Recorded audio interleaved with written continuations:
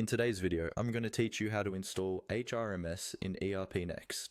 By the end of this walkthrough, you'll know exactly where to go, what to click, and how to confirm that the HRMS app has been added to your ERPNext site on Frappe Cloud.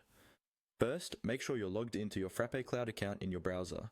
Once you're logged in, head over to the Frappe Cloud dashboard page where you can manage your sites.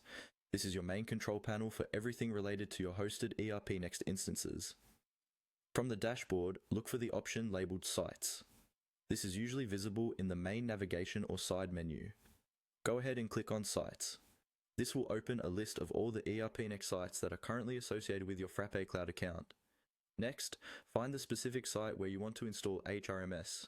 If you have multiple sites, take a moment to double check that you're selecting the correct one, especially if you have production and test environments.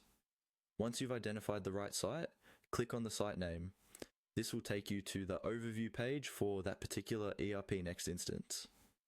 On the site overview page, you will see several tabs or sections that let you manage different aspects of that site. Look for the tab labeled Apps. This is where you can see which applications are already installed and where you'll be able to add new ones. Click on the Apps tab to open it. Inside the Apps section, you should see a list of installed apps such as ERPNext and Frappe Framework. Somewhere on this page, there will be a button labeled Install App. Go ahead and click on Install App.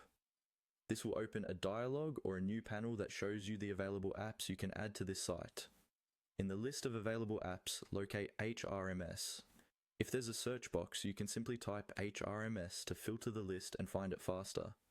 Once you see HRMS in the list, select it, then look for the button that confirms the installation, usually just labeled Install. Click on Install to start the process. Frappe Cloud will now handle the installation in the background. This may take a little while, depending on server load. After it's done, you should see HRMS listed among the installed apps for your site, and you'll be able to access HR features directly inside ERPNext.